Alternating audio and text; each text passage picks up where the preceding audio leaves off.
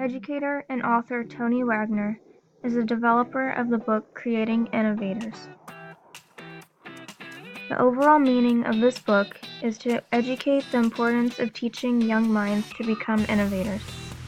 Tony Wagner believes no one is born an innovator. Throughout this book, he encourages teachers and parents to help to nurture their children's creativity. Wagner mentions a pattern found to be true throughout this book. This pattern is: a childhood of creative play leads to deep-seated interests, which in adolescence and adulthood blossoms into a deeper purpose for career and life goals.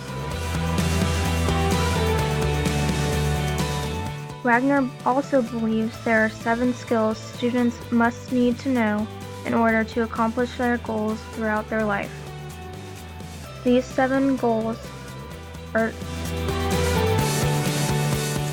critical thinking and problem solving, collaboration and leadership, agility and adaptability, initiative and entrepreneurialism, effective oral and written communication, accessing and analyzing information, curiosity and imagination. The last skill Wagner believes to be the most important. He considers this skill to be the wellsprings of innovation.